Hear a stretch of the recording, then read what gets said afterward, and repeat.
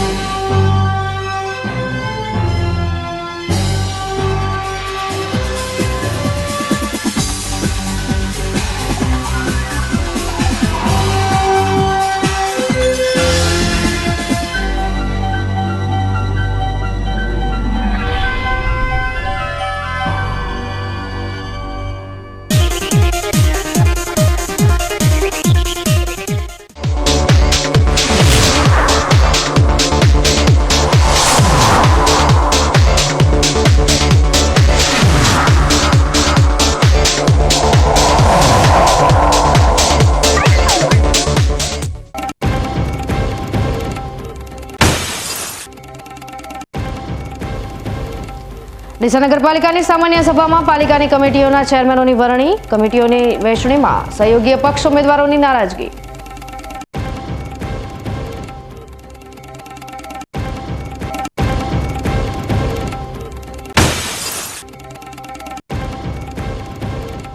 બનાસકાંઠા જિલ્લાના સરહદીય થરાદ વાવ પંથકના પશુઓમાં નવો રોગ, લંપી બાદ ખરવા મુવાસાના રોગે પશુપાલકોમાં મચાવ્યો હાહાકાર।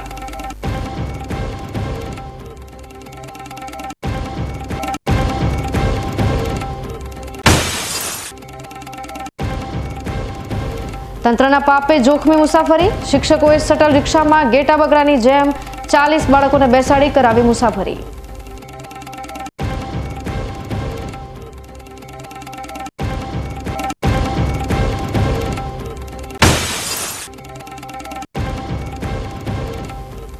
આ વેલેન્ટાઇન દિવસ પર છવાઈ જશે શ્રીરામ, અલગ અલગ ભેટોની જગ્યાએ રામ બન્યા પહેલી પસંદ।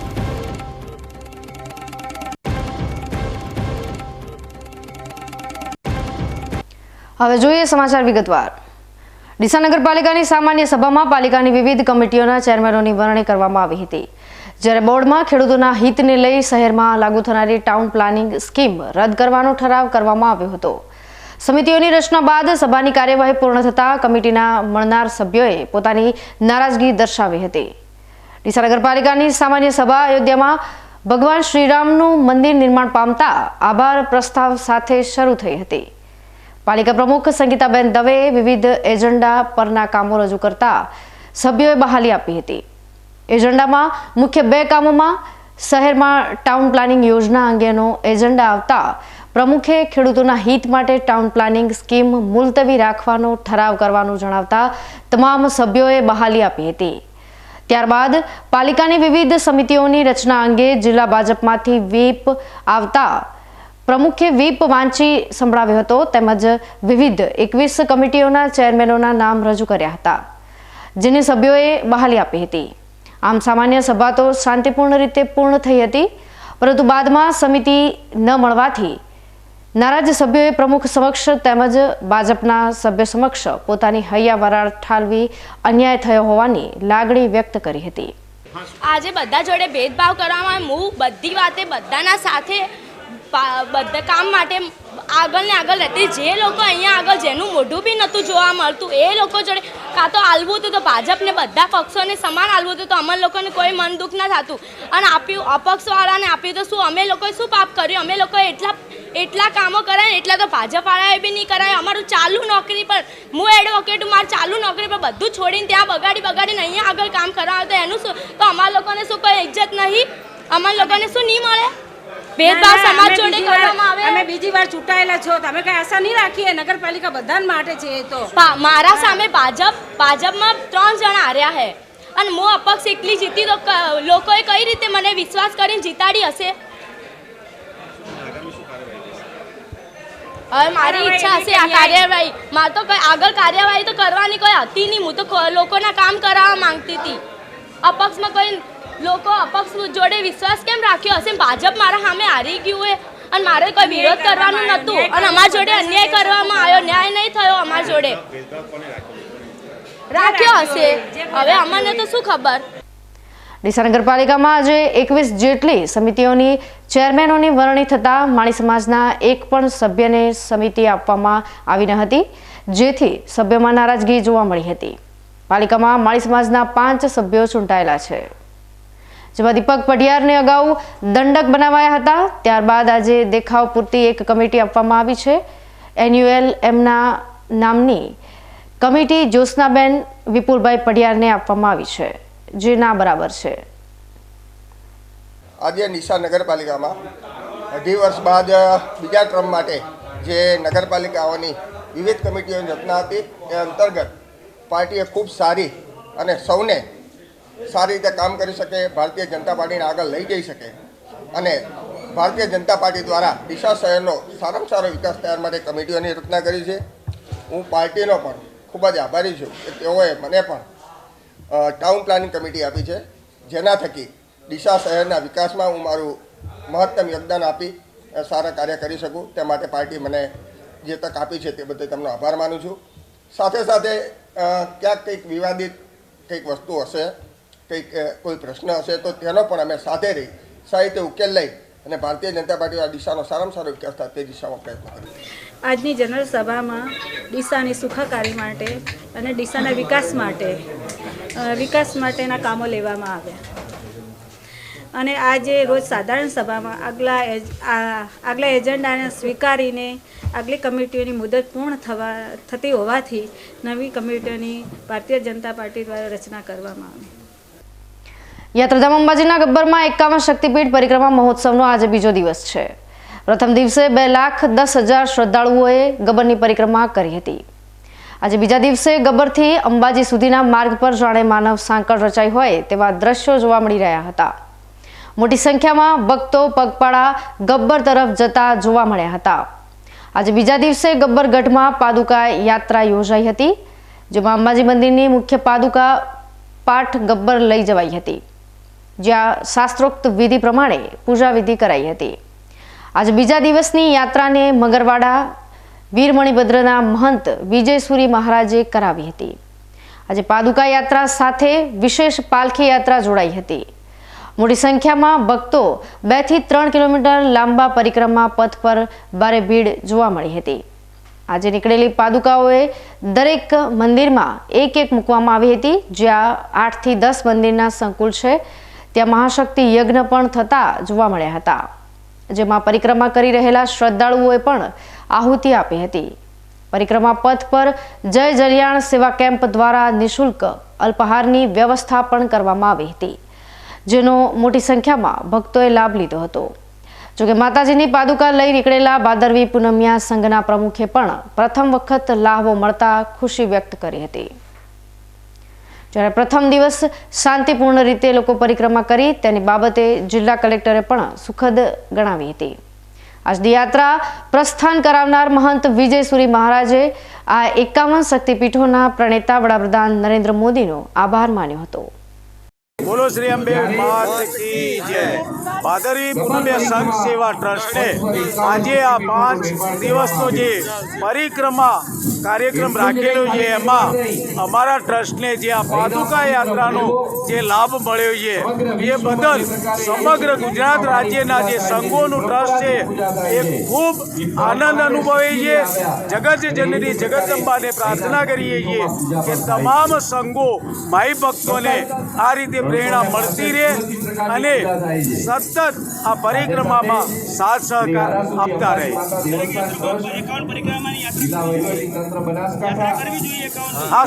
51 શક્તિપીઠની પરિક્રમા ફરજિયાત કરવી જોઈએ, કારણ કે આ એટલું સરસ આયોજન થયેલું છે કે એક જ જન્મમાં એક જ જગ્યાએ આપણે મા અંબાના જુદા જુદા સ્વરૂપના દર્શનનો આપણે લાભ લઈ શકીએ.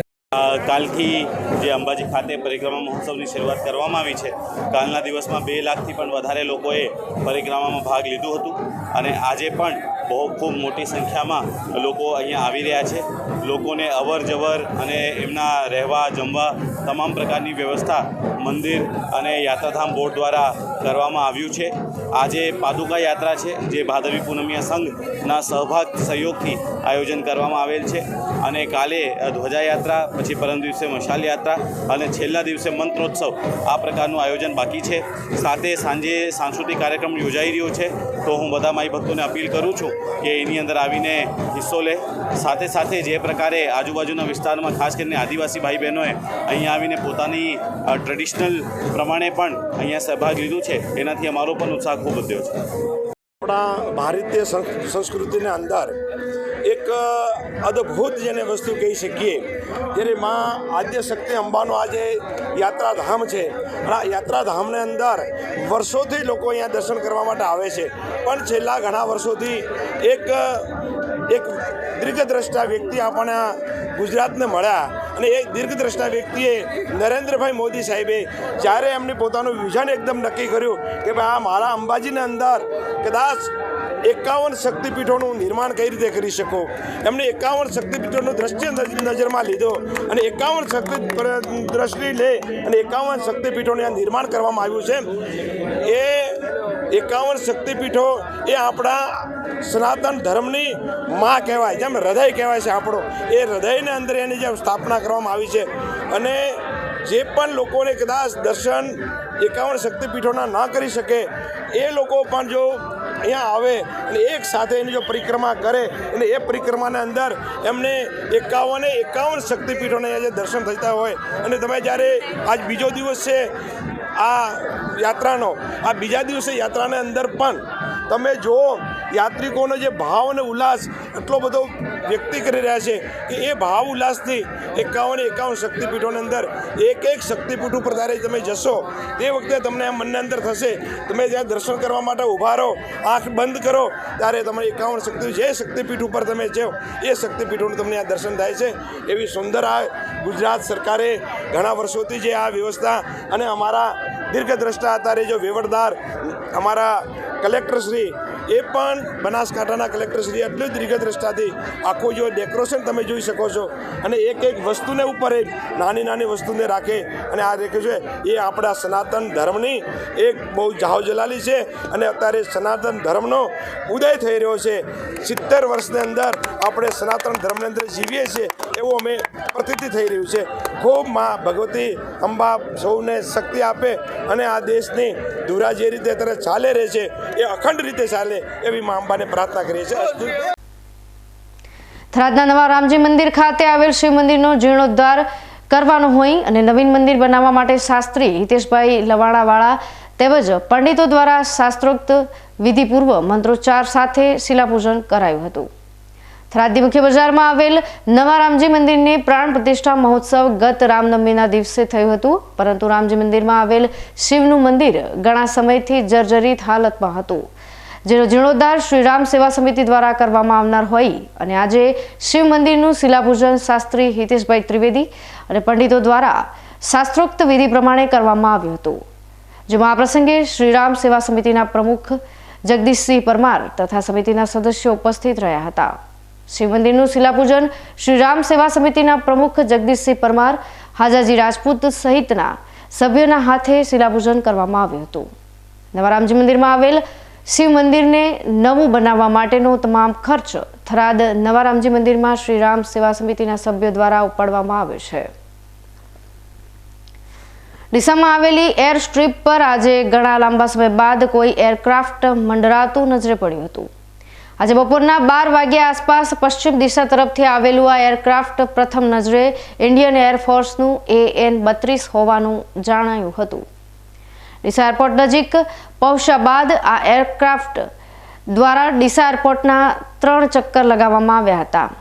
આ એરક્રાફ્ટ ડીસા શહેર પર મંડરાઈ રહ્યું હતું, ત્યારે શહેરીજનો પણ કુતૂહલપૂર્વક આકાશમાં તેને નિહાળી રહ્યા હતા. ડીસા એરપોર્ટની એર સ્ટ્રીપ નાની છે અને તેની લંબાઈ માત્ર 1 કિલોમીટરની છે. તેવામાં આ એરક્રાફ્ટ માટે ડીસા એરપોર્ટનો રનવે ટૂંકો પડ્યો હોવાના લીધે આ એરક્રાફ્ટ દ્વારા લેન્ડિંગ કરવામાં ન આવ્યું હોવાનું પ્રાથમિક અનુમાન લગાવી શકાય છે. પવિત્ર યાત્રાધામ અને શક્તિપીઠ અંબાજી ખાતે 12 થી 16 ફેબ્રુઆરી સુધી શ્રી 51 શક્તિપીઠ પરિક્રમા મહોત્સવનો શુભારંભ થયો છે, જેમાં ગુજરાત રાજ્ય માર્ગ વાહન વ્યવહાર નિગમ દ્વારા ગુજરાતની ધર્મપ્રેમી જનતા વિનામૂલ્યે આ મહોત્સવમાં ભાગ લઈ શકે તે માટે વિશેષ સેવા યજ્ઞના ભાગરૂપે રોજની 750 બસો 5 દિવસના મહોત્સવ માટે ફાળવવામાં આવી છે, જેમાં બનાસકાંઠા જિલ્લા માટે 375 બસો અને 375 બસો ઉત્તર ગુજરાતના સાબરકાંઠા, પાટણ, મહેસાણા, ગાંધીનગર, અરવલ્લી, અમદાવાદ જિલ્લાના જુદા જુદા તાલુકાઓ અને ગામડે મૂકવામાં આવી છે, જેના દ્વારા શ્રદ્ધાળુ માઈ ભક્તો આ 5 દિવસીય મહોત્સવનો લાભ લઈ શકે અને મા અંબાના દર્શન કરી ધન્યતાનો અનુભવ કરી શકે એવી સુંદર વ્યવસ્થા કરવામાં આવી છે. બસોના પરિવહન અંતર્ગત ગબ્બર તળેટી સુધી બસોનું સંચાલન કરવામાં આવ્યું છે, જેના થકી દર્શનાર્થીઓ મા અંબાના ખોળે પરિક્રમા પથ સુધી નિર્વિઘ્ને પહોંચી પરિક્રમા કરી પોતાના માદરે વતન પરત ફરે ત્યાં સુધીની સુંદર સુવિધા એસટી નિગમ દ્વારા ઉપલબ્ધ કરવામાં આવી છે. વહીવટી સ્ટાફના 1600 કરતાં વધુ કર્મચારીઓ મા અંબાના સેવાયજ્ઞમાં જોડાયા છે.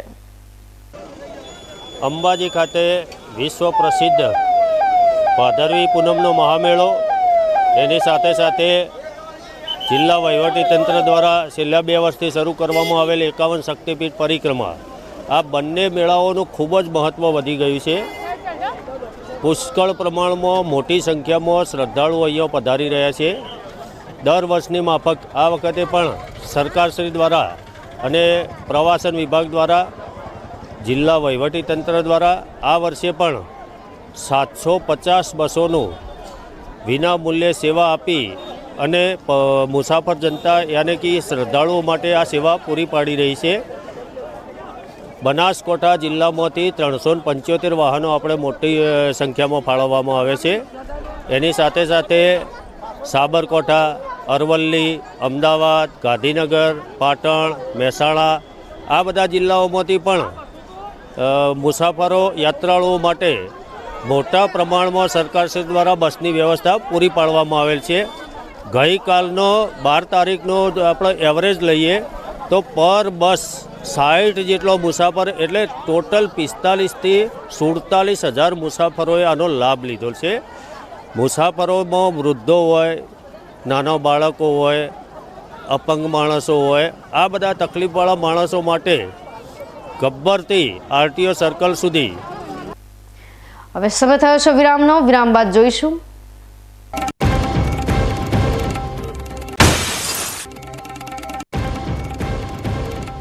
બનાસકાંઠા જિલ્લાના સરહદીય થરાદ વાવ પંથકના પશુઓમાં નવો રોગ. લંપી બાદ ખરવા મુવાસાના રોગે પશુપાલકોમાં મચાવ્યો હાહાકાર.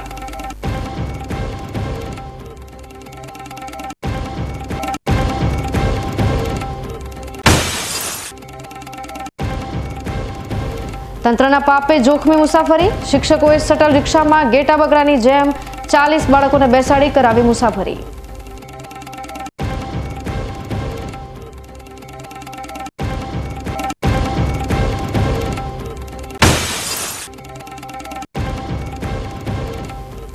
આ વેલેન્ટાઇન દિવસ પર છવાઈ જશે શ્રીરામ. અલગ અલગ ભેટોની જગ્યાએ રામ બન્યા પહેલી પસંદ.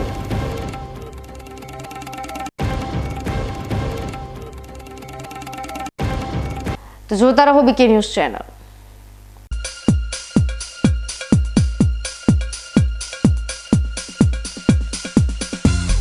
તમને ખબર છે તમારી દીકરી દીકરા માટે તમે સુપર ફાધર કે સુપર મધર છો. તમારું બાળક તમારી આંખોથી જ સમગ્ર વિશ્વને જોતું હોય છે, પરંતુ જો તમને હૃદયરોગનો હુમલો આવે તો ત્યારે તમારા બાળક ઉપર શું વીતશે? ત્યારે તમારી સેવામાં હાજર છે આધુનિક સુવિધા સાથે બનાસ હાર્ટ હોસ્પિટલ, અને તેમાં પણ આયુષ્યમાન કાર્ડમાં સારવાર તદ્દન મફત.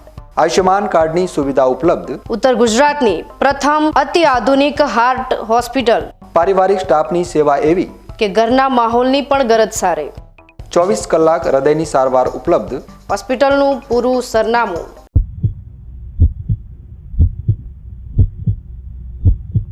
શું આપ અણગમતા વાળની સારવાર કરાવવા માંગો છો? શું આપ ખીલ કે ખીલના દાગમાંથી છુટકારો મેળવવા માંગો છો? શું આપ ચહેરા પરની કરચલીઓ દૂર કરાવવા માંગો છો? શું આપ ટાંકા વગરના મસા કે કપાસી નીકાળવા માંગો છો? શું આપ ટેટુ રિમૂવ કરાવવા માંગો છો? શું આપ દાદર ખરજુ કે ગુમડાથી પરેશાન છો? શું આપ હાથ પગના વાડિયાથી મુક્તિ મેળવવા માંગો છો? શું આપ જાતીય ગુપ્ત રોગ કે નખના રોગથી હેરાન છો? આ સિવાય ચામડીને લગતા કોઈ પણ પ્રશ્નના નિરાકરણ માટે તેમજ લેટેસ્ટ ટેકનોલોજીથી derma roller, chemical peeling, face rejuvenation, derma pen, skin tightening, vampire face lift જેવી કોસ્મેટિક ટ્રીટમેન્ટ માટે એકવાર અવશ્ય કોન્ટેક્ટ કરો. ઉત્તર ગુજરાતની એકમાત્ર fully latest skin and cosmetic clinic doctor Anita skin and cosmetic clinic, Gayatri Mandir સામે, ડોક્ટર રમેશભાઈ વારડેની ગલીમાં, ડીસા. એપોઇન્ટમેન્ટ માટે સંપર્ક કરો 99 250 91 438, 99 250 91 439.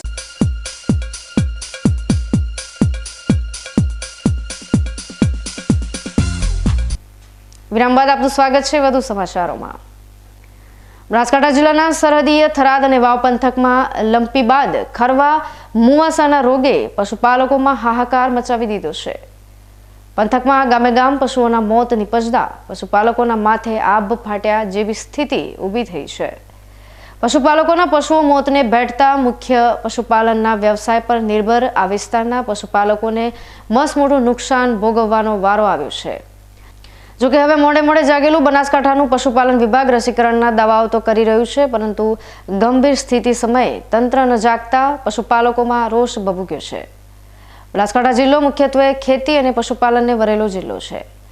આ જિલ્લાના મોટાભાગના લોકો ખેતી અને પશુપાલનના વ્યવસાય સાથે સંકળાયેલા છે. આ જિલ્લાના પશુપાલકો પોતાના પશુઓનું પાલન કરી તેમના થકી ઉત્પન્ન થતું દૂધ ડેરીમાં ભરાવી તેમાંથી થતી ઉપજની રકમ દ્વારા પરિવારનું ગુજરાન ચલાવતા હોય છે, જેથી આ વિસ્તારમાં ગાય અને ભેંસ પશુપાલકોની આર્થિક ઉપજનો મુખ્ય સ્ત્રોત છે. પરંતુ છેલ્લા કેટલાક સમયથી આ વિસ્તારના પશુપાલકો ઉપર જાણે કુદરત રૂઠી હોય તેમ પહેલા લંપી અને હવે ખરવા મુવાસાએ આ વિસ્તારના પશુપાલકોને રડાવ્યા છે.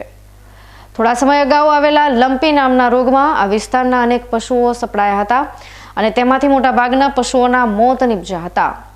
હજુ તો આ વિસ્તારના પશુપાલકો લંપીમાં ગુમાવેલા પશુઓના નુકસાનમાંથી બહાર આવ્યા નથી અને તેવામાં ખરવા મુવાસા નામનો રોગ પ્રસરી ગયો છે.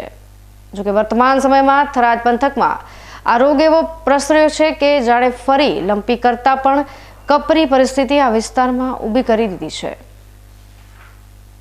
થરાદ પંથકના અનેક ગામ ખરવા મુવાસાના ઝપેટમાં આવ્યા છે, ત્યારે હવે પશુપાલકો સર્વે કરીને સહાયની માંગ કરી રહ્યા છે. અને સોજે દુવા દો એટલે ભેંસ દુવા બિલકુલ બંધ કરી નાખે છે. હવારમાં બીજે દિવસે દુવા એટલે ભેંસ સીધી મરી જાય છે.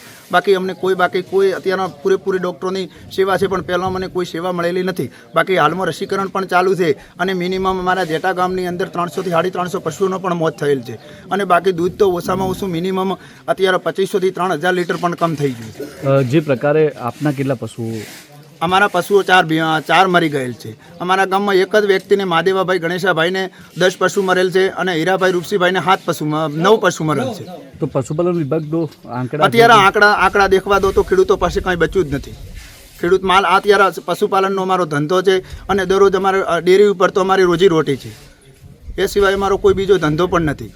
તો જે પ્રકારે પશુપાલન વિભાગ આંકડા માનવા તૈયાર નથી, તો પશુપાલક આંકડા કદાચ જો માનવા તૈયાર ન હોય તો અમારી જોડે વિડીયા પડ્યા છે, ફોટોગ્રાફી પડ્યા છે અને અમારે પણ લોડર દ્વારા અમારા એક લોડર લાવી અને પણ પશુને અગ્નિમાં પણ ભારીએ છીએ. આપનું નામ? મારું નામ પટેલ રમેશભાઈ ભાવાભાઈ. શું થયું હતું? કઈ રીતના નુકસાન થયું? સાહેબ પેલો આને ઘૂગ પડે, ખૂબ લાળા પડે, મોઢું ઉઘાડીને કે ખાઈ કે નહીં. દુઆ કરતા ડોક્ટરો લાયા, દુઆ કરાવી ખૂબ, પણ છતાં અમારી મહેનત ખૂબ કરી અમે, પણ કોઈ ડોક્ટરથી કોઈ કરી ન લાગી. અમારી પણ કોઈ સેવા કોમ ના આવી અને આ બધું પરમાત્માને કરવું તેમ કરી નાખ્યું. મારે 500 લાખનું નુકસાન આવ્યું. પહેલા કેટલું દૂધ ભરાવતા હતા? અત્યારે કેટલું? પહેલા દૂધ તો મારી 15 લીટર જેવું હશે સાહેબ. હાલ કેટલું ભરાવે? હવે હાલ તો એક જ ભેં હાલે છે, એ આ ઓલી રહી એક જ આગળ છે. આ બધા મોદ તો આ બધા હાનો કરીએ સાહેબ. કેટલા પશુ ગામમાં મરે? ગામમાં તો મારો વાહ 300-400 જેવો તો એમ સંભળાય છે સાહેબો. મારા ખુદના પશુ 5 મરી ગયા છે. એમને રોગ વાયરસ હતો. મોઢે લાળિયા પડતી, ભોગ પડતા, વત્તા ચાદા મોઢામાં પડતા, ખાઈ નાખતા. 16 પશુમાંથી 5 પશુ દુધાળા હતા. દુધાળા 5 પશુ મરી ગયા. આશરે અત્યારે એક ભેંસની કિંમત તો 70-80 હજાર રૂપિયા છે. તો 4 થી 5 લાખ રૂપિયા મારે નુકસાન છે. તો મારા ગામની અંદર 300 થી 400 માણસો બે પશુઓનો આંકડો છે. આ એવો વાયરસ છે, કોઈ ડૉક્ટરોથી મટતું નથી. કોઈ સરકારે અમને પણ કોઈ સહાય આપી નથી. ખેડૂતોને તો આપે છે, પાક ધિરાણ આપે છે, એમને કોઈ કાર્ય કરવો હોય, કોઈ વરસાદ પડ્યો હોય તો પણ મળે છે. અને અમને મજૂરિયા વર્ગને કંઈ પણ સરકાર આજ સુધી આપતી નથી. આ કોમમાં હું વિખોડી કાઢું છું સરકારને કે ગરીબોની કોઈ સરકાર છે નહીં. આ મારા પશુઓ 5 જતા રહ્યા, એમાં હજી બધું કોઈ પણ સહાય મને આપી નથી. મારે પશુપાલન ઉપર ગુજરાન ચાલતું હતું. એની અંદર એરિયે મારું 15 લીટર દૂધ જતું હતું. તો પણ મારે હવે એક પશુ હાલે છે ચા પાણી કરવા માટે જ છે. બાકીના પશુ બીમાર હતા, એમને હાજર કરવા માટે 25 થી 30 હજાર રૂપિયા ડૉક્ટરોનો ખર્ચો પણ મારે થયો છે. અને મારા સગા સંબંધીઓમાં વત્તા મારા કોઈ ભાઈ ભત્રીજાઓમાં આશરે લગભગ જણાવવા હું સાંભળું ત્યાં 1-2 પશુ સામાન્ય માણસને, ગરીબ માણસને મરી ગયા છે. મોટો માણસને કોઈ ફેર પડતો નથી, પણ ગરીબ માણસને એક પશુ જાય તો 70,000 રૂપિયા તો મજૂરી 12 મહિનામાં કરતો હોય છે. અને 70,000ની ભેંસ મરી જાય તો એ 2 વર્ષ સુધી રખડી જાય, એનો રોટલા પણ મળતા નથી. અને હાલ અમે 15 દિવસ 20 દિવસ કાઢ્યા છે, તો અમને ખબર છે કે અમને ધાન પણ ભાવ્યું નથી, પશુ પણ ખાતા પીતા નહીં. અને સરકાર કંઈ પણ કરે અને આને નોંધ લે અને આ લોકોને જે લોકોને થયું છે નાના મોટાને, તો એમને થોડું સહાય આપે. એનો અમે થોડોક સરકાર પાસે માગણી કરીએ છીએ કે જરૂર અમને થોડો લાભ આને અમારું આલવું જોઈએ પશુ વળતર. કેમ કે સરકાર કોઈ પણ એવું હોય તો વરસાદ આવે, વાવાઝોડું આવે તો ખેડૂતોને તો આપે જ છે. કેમ કે ઝાડખું પડી જાય તો એમને આપે છે, વત્તા એ બંધા તૂટી જાય તો આપે છે. પણ મજૂર વર્ગને કોઈ કાંઈ આજ સુધી આપ્યું નથી. અને જ્યારે વોટ લેવા હોય ત્યારે આ સરકાર 5-5, 10-10 ઓટા MLA મારતા હોય છે, મોટી મોટી સભાઓ કરતા હોય છે. પણ આવી કોઈ બાબત આવે તો આ બાબતમાં કોઈ પણ અમારી મજૂર વર્ગની સંભાળ કોઈ લેતા નથી. એવા માણસો છે આજ સરકારની અંદર. અમે તો એટલું જ કહેવા માંગીએ છીએ કે જો શોષણ થાય છે, પીડિતોનું થાય છે, શોષણ અમારું થાય છે, દલિતોનું થાય છે, આજ સુધી કોઈ બીજી વર્ગનું થયું નથી. અને અમે સરકારને એમ કહેવા માંગીએ છીએ કે આપો તો બધાને આપો ને, બધું બંધ કરી નાખો. શું કામ સરકારને નુકસાનમાં લઈ જાઓ છો તમે ભાઈ? ખોટા ખર્ચા કરીને અમને કોઈ ગરીબ માણસને આપશો તો કોઈ રોજગારી મળશે. કોઈ રોજગાર મળતો નથી. મજૂરી કરીએ છીએ, ચોથા ભાગમાં પાવો છો અમે. તે છતાંય અમે હાલ મારે 4 લાખનું નુકસાન થયું. તો 4 વર્ષ સુધી તો હું ગમે એટલું કમાવું તો હું ઊભો થઈ શકું એમ નથી. તો આના માધ્યમથી હું એટલું જ કહું છું કે સરકાર અમને ગમે એ સહાય કરી આપે અને અમારું વળતર અમને ચૂકવે. સરહદી પંથક થરાદ અને વાવમાં ખરવા મોવાસાના રોગને લઈને પશુપાલક વિભાગ અને બનાસ ડેરી હરકતમાં આવી છે. થરાદ, વાવ, સુઈગામ, ભાભર, કાંકરેજ અને દિયોદર તાલુકાઓમાં યુદ્ધના ધોરણે રસીકરણનું કામ હાથ ધર્યું છે. 2 દિવસમાં 1.93 લાખ પશુઓને રસી મુકાઈ છે, જ્યારે આગામી સમયમાં 23 લાખ જેટલા પશુઓને પશુપાલન વિભાગ રસીકરણનું કામ કરશે. સરકારી આંકડો જોઈએ તો 8 પશુઓના મોત થયા છે, જ્યારે 343 પશુ બીમાર છે. ત્યારે પશુપાલન અધિકારી ખરવા મોવાસા વાયરસને ઘાતક ગણાવી રહ્યા છે અને જેનાથી પશુઓના મોત થયા છે તેવું નિવેદન પણ કરી રહ્યા છે. જોકે આ વાયરસથી પશુઓના ન્યુટ્રિશન વધે છે અને લોહી જાડું થઈ જાય છે, અને જેના લીધે પશુને એટેક આવે છે અને તે મોતને ભેટે છે. પરંતુ અત્યારે તો આ પરિસ્થિતિ કંટ્રોલમાં છે તેવું પશુપાલન અધિકારીનું નિવેદન છે. સરકાર દ્વારા વર્ષમાં 2 વખત ખરવા મોવાસાની રસી મૂકવામાં આવતી હોય છે 6 મહિને. પણ હમણાં થરાદ તાલુકા જે બોર્ડરના તાલુકા છે એમાં રોગચાળો જોવા મળ્યો અને થોડા ઘણા અંશે પશુમાં મરણ પણ જોવા મળ્યા, જેથી સરકારે તરત જ 23 લાખ જેટલા ડોઝ બનાસકાંઠાને ફાળવી દીધા અને મિશન મોડમાં જ રસીકરણની કામગીરી શરૂ કરવાનું કહી દીધેલ. જેથી અમે બોર્ડરના જ્યાં ભેંસોનો વિસ્તાર વધારે છે એવા 6 તાલુકા પહેલાં પસંદ કર્યા જ્યાં રોગચાળો જણાયેલ હતો. જેથી અમે એ 6 તાલુકામાં થરાદ, વાવ, સુઈગામ, ભાભર, દિયોદર અને કાંકરેજ આ 6 તાલુકામાં 9 તારીખ બપોર પછી ઘનિષ્ઠ યુદ્ધના ધોરણે રસી કરવાનું ચાલુ કર્યું અને અત્યાર સુધીમાં 1,93,000 જેટલા પશુઓને આ રસીકરણ હેઠળ આવરી લીધેલા છે. અને અમારો લક્ષ્યાંક છે કે આ 6 તાલુકામાં 10 જ દિવસની અંદર એટલે 20 તારીખ સુધીમાં તમામ પશુઓને રસી મુકાય એવું આયોજન અમે કરી દીધેલ છે. એના માટે અમે જે આ બાજુના જિલ્લા છે જ્યાં રોગચાળો નથી, અમીરગઢ, દાંતા, વડગામ, પાલનપુર, દાંતીવાડા, ડીસા, ધાનેરા, ત્યાંથી અમે વેક્સિનેટરની ટીમ, પશુધન નિરીક્ષકની ટીમ 27 જેટલી ટીમને આ 6 તાલુકામાં અલગ અલગ તાલુકામાં મોકલેલ છે. અને સાથે સાથે બનાસ ડેરીના લગભગ 350 કરતો વધારે કૃત્રિમ વિજ્ઞાન કર્મચારીઓ આ અભિયાનમાં જોડાવેલા છે. એટલે બનાસ ડેરી અને ગુજરાત સરકારના પશુપાલન શાખાના પશુધન નિરીક્ષક શ્રીઓ દ્વારા સંયુક્ત રીતે આ 6 તાલુકામાં યુદ્ધના ધોરણે રસીકરણની કામગીરી શરૂ કરી 10 દિવસમાં પૂર્ણ કરવાનું આયોજન થનાર છે. હા, અને પહેલાં શિયાળામાં ક્યારેક આ રોગ જોવા મળતો, પણ પશુ મરણ નહિવત અથવા બિલકુલ જોવા મળતું ન હતું. પણ તો પહેલી વખત આ રોગના લીધે પશુઓમાં અને ખાસ કરીને ભેંસ વર્ગના પશુઓમાં પશુ મરણ જોવા મળેલ. અને પશુનું પીએમ કરી અને નમૂના લેતા જણાયેલ કે એના હાર્ટ ઉપર અસર થાય છે અને મરણ પામે છે. અને લેબોરેટરીમાં નિદાન તપાસ કરતો જણાયેલ કે એમાં હિમોગ્લોબિન 18 થી 19% જેટલું થઈ જાય છે, એટલે કે લોહી જાડું થઈ જાય છે અને મરણ પામે છે. એટલે જે વાયરસ ખરવા મોવાસા રોગનો છે ને એને વિકરાળ એટલે મ્યુટેશન, અમારી ભાષામાં એનું મ્યુટેશન થયું છે અને થોડો ઘાતક થયો છે. એટલે પહેલી વાર આ વખતે બન્યું છે કે પશુઓમાં મરણ નોંધાયેલ છે આ વાયરસના મ્યુટેશનના લીધે. ધાનેરા તાલુકામાંથી અલગ અલગ 3 જગ્યાએથી ચોરી કરાયેલા મોટરસાયકલ સાથે એક ઇસમને એલસીબી પોલીસ દ્વારા ઝડપી પાડવામાં આવ્યા છે. સરહદી ધાનેરા તાલુકામાં મોટરસાયકલ ચોરીના બનાવ સામાન્ય બની ગયા છે. જોકે કોઈ મોટરસાયકલ ચાલક થોડીક વાર માટે મોટરસાયકલ પાર્ક કરીને કામ અર્થે જાય તેટલા સમયમાં મોટરસાયકલને ઉઠાંતરી થઈ જાય છે. ગતરોજ બનાસકાંઠા લોકલ ક્રાઇમ બ્રાન્ચના પોલીસ કર્મીઓને બાતમી મળી હતી કે એક ઇસમ નંબર પ્લેટ વગરના મોટરસાયકલને લઈ પસાર થવાનો છે. જે હકીકતના આધારે એલસીબી પોલીસે ધાનેરા તાલુકાના જોરાપુરા ગામ નજીકથી એક શંકાસ્પદ મોટરસાયકલ ચાલકને ઊભો રાખી પૂછપરછ કરી હતી.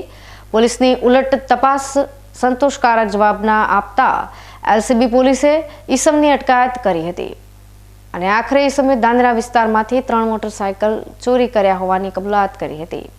ધાનેરાના દાખાડુવા રોડ પરની દૂધ મંડળી પર દૂધ ભરાવા જતા પશુપાલકનું મોટરસાયકલ આ ઈસમે ચોર્યું હતું. આ જ રીતે જોરાપુરા ગામની દૂધ મંડળી અને સાંકળ ગામ નજીક આવેલ રામસીપુરા દૂધ મંડળી પર દૂધ ભરાવા જતા પશુપાલકોના મોટરસાયકલ પણ આ ઈસમે ચોર્યા હોવાની કબૂલાત કરી હતી. એલસીબી પોલીસે 3 મોટરસાયકલ કબજે લીધા છે. 3 મોટરસાયકલની ચોરી કરનાર ઈસમ ડીસા તાલુકાના રામસણ ગામનો અરવિંદ ચકાભાઈ ઠાકોર હોવાનું જાણવા મળ્યું છે. એલસીબી પોલીસે મોટરસાયકલ ચોરને ધાનેરા પોલીસના હવાલે કર્યો છે. જિલ્લા મથક પાલનપુર કલેક્ટર કચેરી ખાતે આજે પડતર માંગણીઓને લઈને વિશાળ સંખ્યામાં જિલ્લાની આશા વર્કર બહેનો રજૂઆત કરવા આવી હતી. આશા વર્કર બહેનો તેમજ આશા ફેસિલિટેટર બહેનો દ્વારા લઘુત્તમ વેતનથી પણ ઓછા વેતનમાં આરોગ્યલક્ષી સેવાઓની ફરજ બજાવવા ઉપરાંત કોરોના કાળ સહિત ગંભીર રોગચાળાની સ્થિતિમાં ઘરે ઘરે ફરીને સર્વે કરવું, દવાનું વિતરણ કરવું, ક્લોરીનની ટેબ્લેટ ઘરે ઘરે ફરી પાણીમાં નાખવી સહિતની અનેક આરોગ્યલક્ષી કામગીરી દરમિયાન આરોગ્ય કર્મચારીઓ સાથે રહી કામગીરી કરવામાં આવે છે. તેમ છતાં સરકાર દ્વારા તેઓની માંગણીઓ સંદર્ભે કોઈ જ લક્ષ્ય ના અપાતા આજે ફરી 1000થી વધુ મહિલા શક્તિ સેનાની આગેવાનીમાં પડતર માંગણીઓને લઈને પાલનપુર કલેક્ટર કચેરીના સંકુલમાં સરકાર વિરુદ્ધ ઉગ્ર સૂત્રોચ્ચાર કર્યા હતા. અનેક વખત સરકારને રજૂઆતો કરવા છતાં પરિણામ શૂન્ય આવ્યું છે, જેથી આશા વર્કર બહેનોમાં રોષની લાગણી જોવા મળી રહી છે. તેમની પડતર માંગણીમાં 50% ટોપ અપ વધારો અને ફિક્સ વેતન માંગણીઓને લઈને અનેકવાર રજૂઆત કરવામાં આવી છે. આજે ફરી 1000થી વધુ આશા વર્કર મહિલાઓ વિશાળ સંખ્યામાં એકત્ર થઈ કલેક્ટર કચેરીએ આવેદનપત્ર આપી માંગણીઓ પૂરી કરવા રજૂઆત કરી હતી. બનાસકાંઠા જિલ્લાનું સૌથી વિકાસશીલ અને મોટું એપીએમસી માર્કેટ થરાદ ખાતે મંગળવારના રોજ એપીએમસીના ચેરમેન અને વાઇસ ચેરમેનની વરણી થવાની હતી. જેમાં થરાદ એપીએમસીના તમામ બિનહરીફ ચૂંટાયેલા ડિરેક્ટરોએ ચેરમેનની અને માર્કેટ યાર્ડની જવાબદારી શૈલેષભાઈ પરબતભાઈ પટેલના સિરે સોંપવામાં આવી હતી. જેમાં માર્કેટયાર્ડમાં છેલ્લા 22 વર્ષથી ચેરમેનની વરણી બિનહરીફ થાય છે તે પણ રેકોર્ડ યથાવત રહ્યો હતો. તેમજ બનાસકાંઠા સાંસદ પરબતભાઈ પટેલ છેલ્લા 22 વર્ષથી થરાદ એપીએમસીના ચેરમેન રહી ચૂક્યા છે. તેમણે થરાદ માર્કેટયાર્ડમાં વિકાસની વણઝાર વરસાવી હતી અને થરાદ એપીએમસી વિકાસમાં બનાસકાંઠા જિલ્લામાં અવ્વલ આવે છે. તેમજ ખેડૂતોને પૂરતા ભાવ મળે છે. આખરે તમામ ડિરેક્ટરો, વેપારીઓ અને એપીએમસીના સ્ટાફે ચેરમેનને સાફો અને સાલ ઓઢાડી સન્માન કર્યું હતું. ચેરમેન અને વાઇસ ચેરમેન અને ડિરેક્ટરને સેક્રેટરી બેમજીભાઈ પટેલ દ્વારા ફૂલહારથી સન્માન કરવામાં આવ્યું હતું. આજે અમારે થરાદ માર્કેટયાર્ડની ચેરમેનશ્રી અને વાઇસ ચેરમેનની જે અમારા ભારતીય જનતા પાર્ટીના ગુજરાત રાજ્યના અધ્યક્ષ માન્ય સી.આર. પાટીલ સાહેબના મેન્ડેટથી જે અમને બંનેની બિનહરીફના મેન્ડેટ મળે છે એ બદલ અમારા બોર્ડનો તથા સી.આર. પાટીલ સાહેબનો, થરાદના ધારાસભ્ય અને ગુજરાત વિધાનસભાના અધ્યક્ષ શ્રી શંકરભાઈ ચૌધરી સાહેબ, આપણા સંસદ શ્રી પરબતભાઈ સાહેબ તથા અમારા બનાસકાંઠાના અધ્યક્ષ શ્રી કીર્તિસિંહ વાઘેલા સાહેબ અને અમારું થરાદનું સંગઠનનો બધાનો આભાર અને અમારા ડિરેક્ટરશ્રીઓનો પણ ખૂબ ખૂબ આ તબક્કે હું આભાર માનું છું. Thank you. બનાસકાંઠા જિલ્લાના બાબર તાલુકાના કપરુપુર પ્રાથમિક શાળાના 40 જેટલા બાળકોને શટલ રિક્ષામાં ગેટા બકરાની જેમ બેસાડી 20 કિમી સણાદર સુધી મુસાફરી કર્યાનો વિડીયો સોશિયલ મીડિયામાં વાયરલ થયો છે. જેમાં શિક્ષકોની ઘોર બેદરકારી સામે આવી છે. જેમાં શાળાના શિક્ષકોએ શૈક્ષણિક પ્રવાસની મંજૂરી લેવામાં આવી હતી. મંજૂરી લેવામાં આવી તો માત્ર એક શટલ રિક્ષામાં 40 બાળકોને કઈ રીતે બેસાડ્યા તેવા અનેક સવાલો ઉઠવા પામ્યા છે. બાબર તાલુકાના કપરુપુર પ્રાથમિક શાળાના 40 જેટલા બાળકોને શાળા દ્વારા દિયોદર બનાસ ડેરીની મુલાકાત લેવામાં આવી હતી. બાળકોને બનાસ ડેરીની મુલાકાત લેવી તે સારી બાબત છે અને માર્ગદર્શન મેળવવું તે પણ સારી બાબત છે. પરંતુ કપરુપુરથી દિયોદર સુધી 20 કિમીના અંતરમાં માત્ર એક રિક્ષામાં 40 જેટલા બાળકો બેસાડવા તે કેટલું યોગ્ય કહેવાય?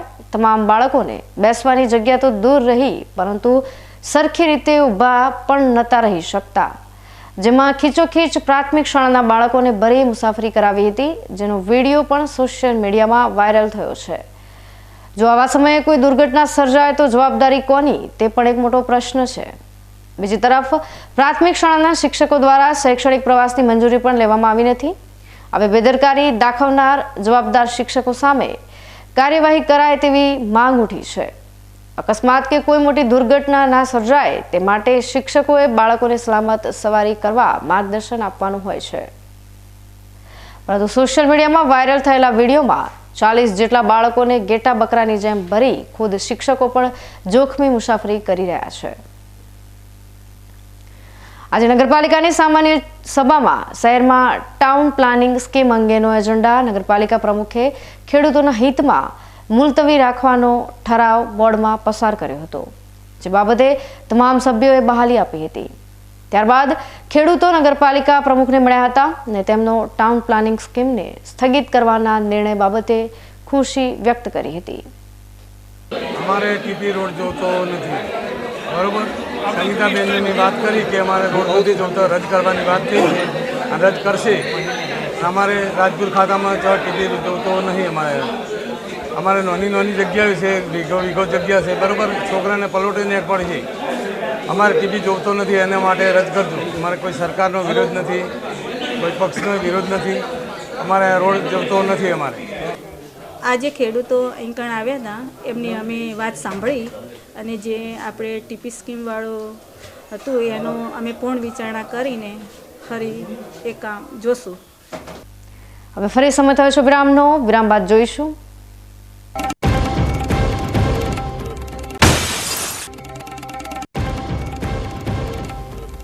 આ વેલેન્ટાઇન દિવસ પર છવાઈ જશે શ્રીરામ.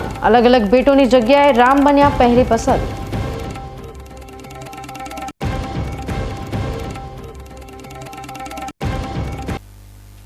તો જોતા રહો બીકે ન્યૂઝ ચેનલ.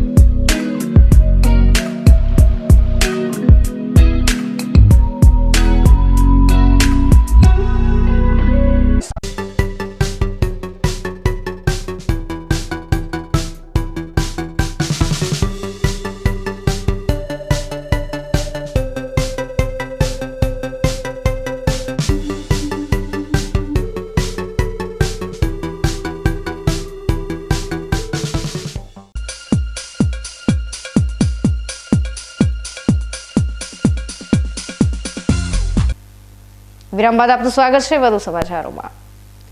પ્રેમ અને લાગણીની અભિવ્યક્તિનો દિવસ એટલે વેલેન્ટાઇન ડે. દર વર્ષે 14મી ફેબ્રુઆરીના દિવસને વેલેન્ટાઇન દિવસ તરીકે ઉજવવામાં આવે છે. આ દિવસ પર લોકો પોતાના પ્રિય પાત્રોને અલગ અલગ ભેટ આપીને પોતાના પ્રેમને પ્રદર્શિત કરતા હોય છે.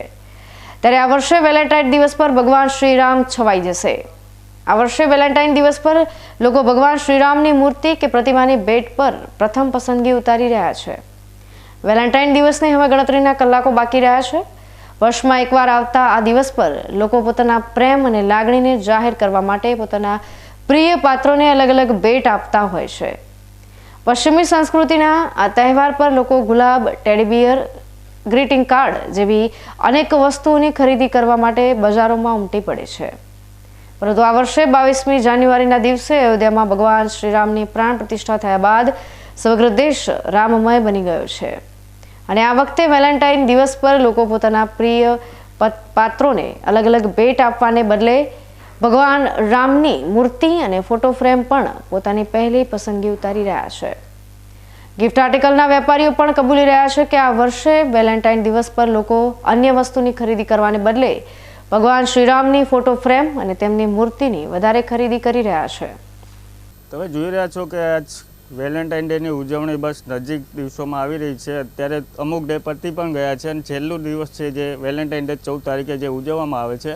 અને અમુક ડેમાં કે આ વખતે કે પ્રેમી પંખીડાઓમાં કપલમાં જે પહેલાં જે હતી પશ્ચિમી સંસ્કૃતિ પ્રમાણે કે જે કપલ શોપીસ કે બધું આપતા હતા, પણ આ વખતે નવી ડિમાન્ડ એવી કે જાણે આપણે રામ ભગવાનની પ્રાણ પ્રતિષ્ઠા જે થઈ છે એ પ્રમાણે કે થોડી જાગૃતિ આવી છે આપણે ભારતીય સંસ્કૃતિમાં કે ફોટો ફ્રેમ છે રામ ભગવાનના શોપીસ છે, મૂર્તિઓ છે, એની ગિફ્ટો પણ એકબીજાને આપી રહ્યા છે કપલ, જેને આપણે વધાવીએ છીએ.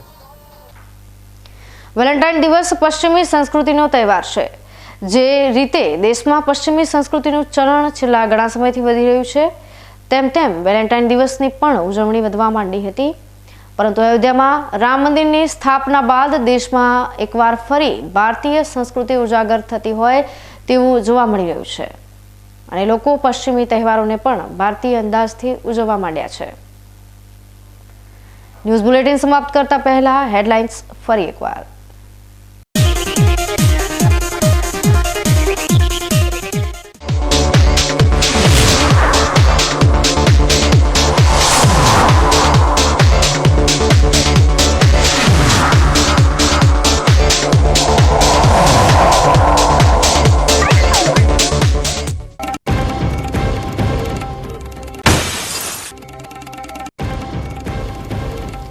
ડીસા નગરપાલિકાની સામાન્ય સભામાં પાલિકાની કમિટીઓના ચેરમેનોની વરણી. કમિટીઓની વહેંચણીમાં સહયોગી પક્ષ ઉમેદવારોની નારાજગી.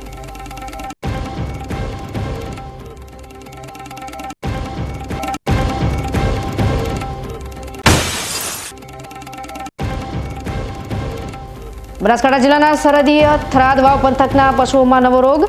લંપી બાદ ખરવા મુવાસાના રોગે પશુપાલકોમાં મચાવ્યો હાહાકાર.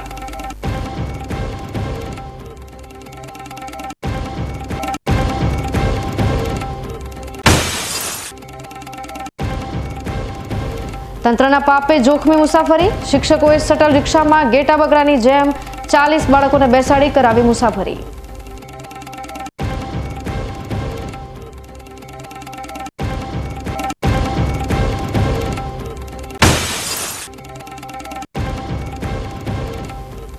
આ વેલેન્ટાઇન દિવસ પર છવાઈ જશે શ્રીરામ. અલગ અલગ ભેટોની જગ્યાએ રામ બન્યા પહેલી પસંદ.